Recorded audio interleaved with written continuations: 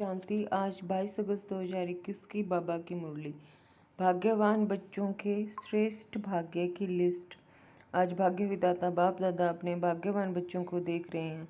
हर एक ब्राह्मण बच्चे का भाग्य दुनिया की साधारण आत्माओं में से अति श्रेष्ठ है, क्योंकि हर एक ब्राह्मण आत्मा कोटों में से कोई और कोई में से कोई है। कहाँ 550 करोड़ आत्माएं और कहाँ आप ब्राह्मणों का छोटा सा संसार है। उन्हों के अंतर में कितने थोड़े हो, इसलिए अज्ञानी अनजान आत्माओं के अंतर में आप सभी ब्राह्मण श्रेष्ठ भाग्यवान हो। बाप दादा देख रहे हैं कि हर एक ब्राह्मण के मस्तक पर भाग्य की रेखा बहुत स्पष्ट तिलक के समान चमक रही है। हद के ज्योतिषी हाथों की रेखा देखते हैं, लेकिन यह दिव्य ईश्वरीय भाग्य की रेखा हर एक के मस्तक पर दिखाई देती है। जितना श्रेष्ठ भाग्य उतना भाग्यवान बच्चों का मस्तक सदा अलौकिक लाइट में चमकता रहता है। भाग्यवान बच्चों की और निशानियाँ क्या दिखाई देंगी? सदा मुख पर ईश्वरीय रूहानी मुस्कुराहट अनुभव होगी। भाग्यवान के नयन अर्थात दिव्य दृष्टि किसी को भी सदा खुशी की लहर उत्पन्न कराने के निमित्त बनती है। जिसको भी दृष्टि मिलेगी वह रूहानियत का, रूहानी बाप का, परमात्मा याद का अनुभव करेगा। भाग्यवान आत्मा के संपर्क में हर एक आत्मा को हल्कापन अर्थात लाइट की अनुभूति होगी। ब्राह्मण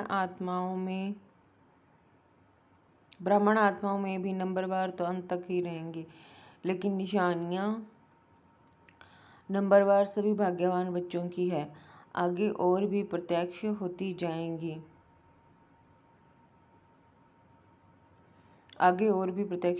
अभी थोड़ा समय को आगे बढ़ने दो। थोड़े समय में जब अति और अंत दोनों ही अनुभव होगा तो चारों ओर अनजान आत्माएं हद के वैराग्य वृत्ति में आएंगी और आप भाग्यवान आत्माएं बेहद के वैराग्य वृत्ति के अनुभव में होंगी। अभी तो दुनिया वालों में भी वैराग्य नहीं है। अगर थोड़ी बहुत रिहर्सल होती भी है तो और ही अलबेलेपन की नींद में सो जाते हैं कि यह तो होता ही रहता है। लेकिन जब अति और अंत के नज़ारे सामने आएंगे तो स्वतः ही हद की वैराग्य वृत्ति उत्पन्न होगी और अति टेंशन तनाव होने के कारण सभी का अटेंशन ध्यान एक बाप तरफ जाएगा। उस समय सर्व आत्माओं की दिल से आवाज़ निकलेगी कि सबका रचयिता सभी का बाप एक है और बुद्धि अनेक तरफ से निकल एक तरफ स्वतः ही जाएगी। ऐसे समय पर आप भाग्यवान आत्माओं की बेहद के वैराग्य वृत्ति की स्थिति स्वतः और निरंतर हो जाएगी और हर एक के मस्तक से भाग्य की रेखाएं स्पष्ट दिखाई देंगी। अभी भी श्रेष्ठ भाग्यवान बच्चों की बुद्धि में सदा क्या रहता? भगवान और भाग्य। अभी भी श्रेष्ठ भाग्यवान बच्चों की बुद्धि में सदा क्या रहता? भगवान और भाग्य। अमृत वेले से अपने भाग्य की लिस्ट निकालो। भाग्यवान बच्चों को अमृत वेले से बाप भी उठाते हैं और आह्वान भी करते हैं। जो अति स्नेही बच्चे हैं उन्हों का अनुभव है कि सोने भी चाहे तो कोई सोने नहीं दे रहा है, कोई उठा रहा है, बुला रहा है, ऐसे अनुभव होता है ना।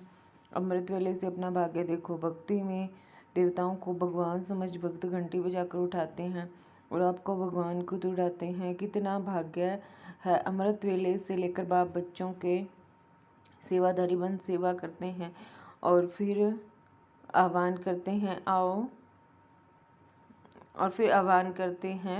आओ बाप समान स्थिति का अनुभव करो, मेरे साथ बैठ जाओ। बाप कहाँ बैठा है? ऊंचे स्थान पर, ऊंची स्थिति में। जब बाप के साथ बैठ जाएंगे तो स्थिति क्या होगी? मेहनत क्यों करते हो? साथ में बैठ जाओ तो संग का रंग स्वतः ही लगेगा। स्थान के प्रमाण स्थिति स्वतः ही होगी। स्थान के प्रमाण स्थिति स्वतः ही होगी।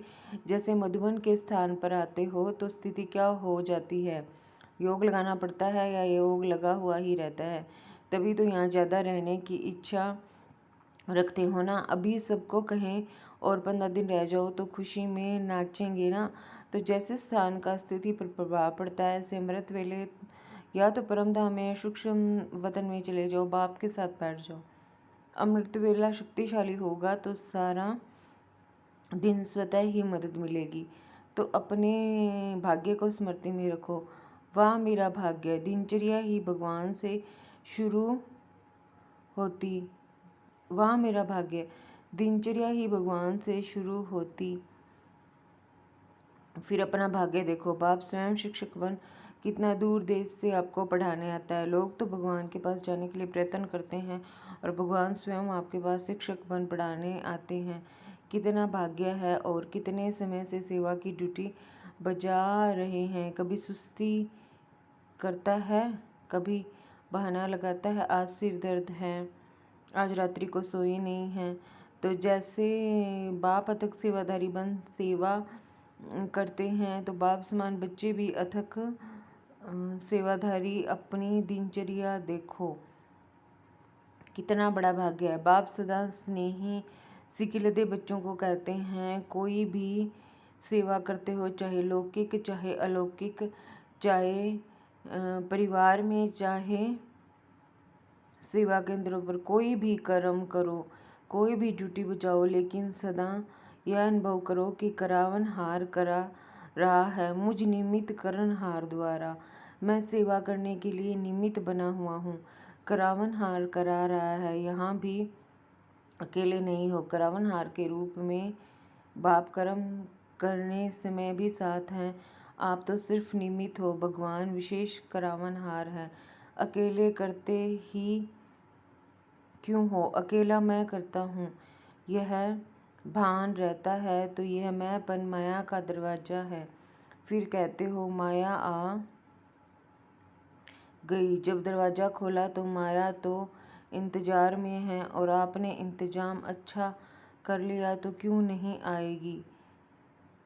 आपने इंतज़ाम अच्छा कर लिया तो क्यों नहीं आएगी।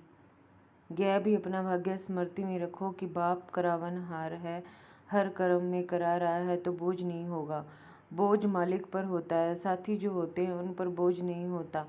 मालिक बन जाते हो तो बोझ आ जाता है। मैं बालक हूँ और मालिक बाप है, मालिक मुझ बालक से करा रहा है। बड़े बन जाते हो तो बड़े दुख आ जाते हैं। बालक बनकर मालिक के डायरेक्शन पर करो।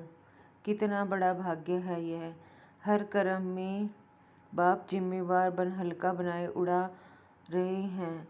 होता क्या है, जब कोई समस्या आती है तो कहते हो बाबा अभी आप जानो, और जब समस्या समाप्त हो जाती है तो मस्त हो जाते हो। लेकिन ऐसे करो ही क्यों जो समस्या आवे। करावनहार बाप के डायरेक्शन प्रमाण हर कर्म करते चलो तो कर्म भी श्रेष्ठ, और श्रेष्ठ कर्म का फल सदा खुशी, सदा हल्कापन, फरिश्ता जीवन का अनुभव करते रहेंगे। फरिश्ता कर्म के संबंध में आएगा, लेकिन कर्म के बंधन में नहीं बंधेगा। और बाप का संबंध करावनहार का जुटा हुआ है, इसलिए निमित्त भाव में कभी मैंपन का अभिमान नहीं आता है। सदा निर्माण बन निर्माण का कार्य करेंगे तो कितना भाग्य है आपका। सदा निर्माण बन निर्माण का कार्य करेंगे तो कितना भाग्य है आपका। और फिर ब्रह्मा भोजन खिलाता कौन है, नाम ही है ब्रह्मा भोजन। ब्रह्म भोजन नहीं, ब्रह्मा भोजन। तो ब्रह्मा यज्ञ का सदा रक्षक है। हर एक यज्ञवत्स व ब्रह्मावत्स के लिए ब्रह्मा बाप द्वारा ब्रह्मा भोजन मिलना ही है। लोग तो वैसे ही कहते हैं कि हमको भगवान खिला रहा है, मालूम है नहीं भगवान क्या, लेकिन खिलाता भगवान है। लेकिन ब्राह्मण बच्चों को तो बाप ही खिलाता है, चाहे लौकिक कमाई भी करके पैसे जमा करते उसी से भोजन मांगते भी हो, लेकिन पहले अपनी कमाई भी बाप की भंडारी में डालते हो। बाप की भंडारी भोलानाथ का भंडारा बन जाता है। कभी भी इस विधि को भूलना नहीं, नहीं तो सोचेंगे हम खुद कमाते खुद खाते हैं। वैसे तो ट्रस्टी का कुछ नहीं होता है। वैसे तो ट्रस्टी का कुछ नहीं होता है। हम अपनी कमाई से खाते हैं, संकल्प भी नहीं उठ सकता। जब ट्रस्टी हैं तो सब बाप के हवाले कर दिया। तेरा हो गया, मेरा नहीं। ट्रस्टी यथार्थ तेरा और गृहस्थी यथार्थ मेरा। आप कौन हो? गृहस्थी तो नहीं हो ना। भगवान खिला रहा है, ब्रह्मा भोजन मिल रहा है। ब्राह्मण आत्माओं का यह नशा स्वतः ही रहता है। ब्राह्मण आत्माओं को यह नशा स्वतः ही रहता है और बाप की गारंटी है 21 जन्म ब्राह्मण आत्मा कभी भूखी नहीं रह सकती। बड़े प्यार से दाल रोटी सब्जी खिलाएंगे। यह जन्म भी दाल रोटी प्यार की खाएंगे, मेहनत की नहीं। इसलिए सदा यह स्मृति रखो कि अमृत वेले से लेकर क्या क्या भाग्य प्राप्त है, सारी दिनचर्या सोचो। अमृत वेले से लेकर क्या क्या भाग्य प्राप्त है, सारी दिनचर्या सोचो। सुलाते भी बाप हैं लोरी दे करके। बाप की गोदी में सो जाओ तो थकावट बीमारी सब भूल जाएगी और आप आराम करेंगे तो सिर्फ आह्वान करो, आराम तो आराम आ जाएगी। अकेले सोते हो तो और संकल्प चलते हैं। बाप के साथ याद की गोदी में सो जाओ, मीठे बच्चे प्यारे बच्चे की लोरी सुनते सुनते सो जाओ। देखो कितना अलौकिक अनुभव होता है। तो अमृत वेले से लेकर रात तक सब भगवान करा रहा है।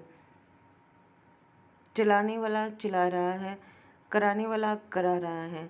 सदा इस भाग्य को स्मृति में रखो, इमर्ज करो। कोई हद का नशा भी जब तक पीते नहीं तब तक नशा नहीं चढ़ता।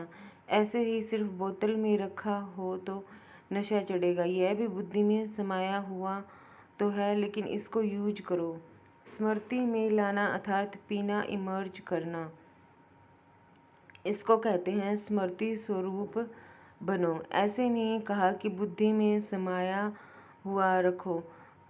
स्मृति बुद्धि में समाया, ऐसे नहीं कहा कि बुद्धि में समाया हुआ रखो। स्मृति स्वरूप बनो। कितने भाग्यवान हो। रोज अपने भाग्य को स्मृति में रख समर्थ बनो और उड़ते चलो। समझा क्या करना है।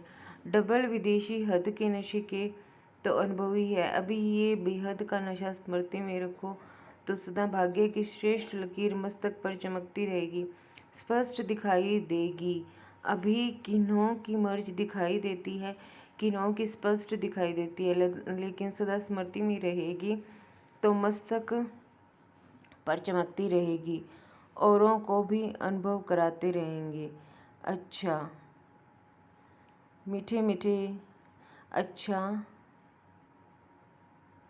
सदा भगवान और भाग्य ऐसे स्मृति स्वरूप समर्थ आत्माओं को सदा हर कर्म में कर्णहार बन कर्म करने वाली श्रेष्ठ आत्माओं को सदा अमृत वेले बाप के साथ ऊंचे स्थान ऊंची स्थिति पर स्थित रहने वाले भाग्यवान बच्चों की सदा अपने मस्तक द्वारा श्रेष्ठ भाग्य की रेखाएं औरों को अनुभव कराने वाले विशेष ब्राह्मणों को बाप दादा का याद प्यार, नमस्ते, गुड मॉर्निंग और ओम शांति। हम सब रूहानी बच्चों की रूहानी बाप दादा को याद प्यार, गुड मॉर्निंग, नमस्ते, ओम शांति। शुक्रिया बाबा, शुक्रिया।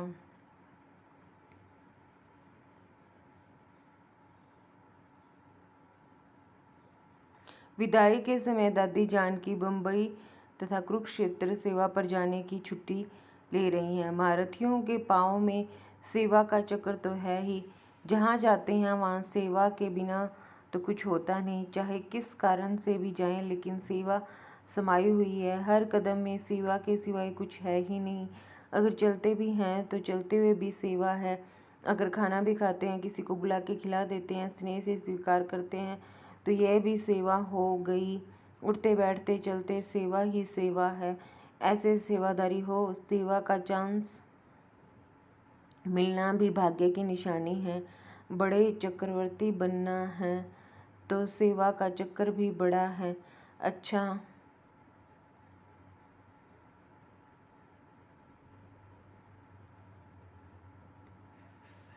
वरदान। तमोगुणी वायुमंडल में अपनी स्थिति एक रस अचल अडोल रखने वाले मास्टर सर्वशक्तिमान भव। तमोगुणी वायुमंडल में अपनी स्थिति एक रस अचल अडोल रखने वाले मास्टर सर्वशक्तिमान भव।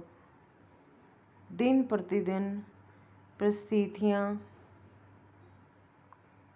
अति तमो प्रधान बननी है। वायुमंडल और भी बिगड़ने वाला है।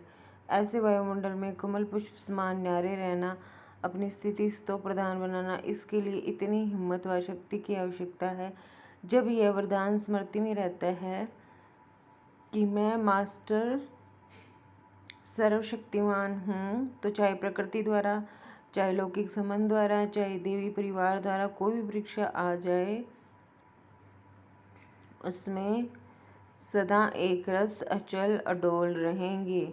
स्लोगन है, वरदाता बाप को अपना सच्चा साथी बना लो तो वरदानों से झोली भरी रहेगी। वरदाता बाप को अपना सच्चा साथी बना लो तो वरदानों से झोली भरी रहेगी। अच्छा, ओम शांति।